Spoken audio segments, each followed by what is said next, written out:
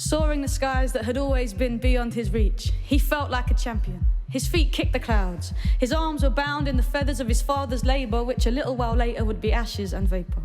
Cumbersome limbs furnished with powerful things, he heard the wind speak every time he felt his wings beat, and his father flew before him. And so the course was set. He said, "Don't fly by the waves, son, your wings will get wet.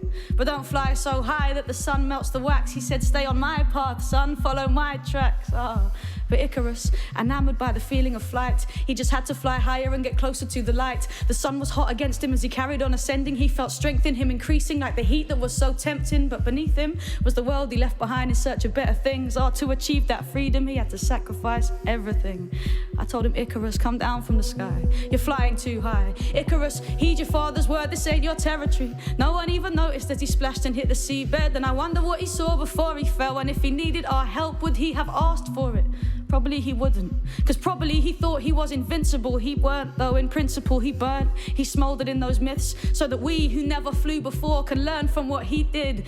You see, given the gift of flight, it was too easy to ignore the warnings of his father. How could he be truly responsible when really all he wants to do is soar above his station and become the sun's equal?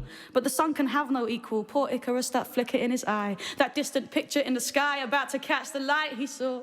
Foolish young pride, silly man cub, how can you learn to fly if you ain't even learned to stand up? If he'd listened to his father, he never would have drowned. But the happiness he felt is one he never would have found. So gifts are dangerous when they are given and not earned. A lesson merely heard is never a lesson learned. By the time his father turned, the wax had completely burned. Feathers scattered on the waves, but they just rolled on unconcerned.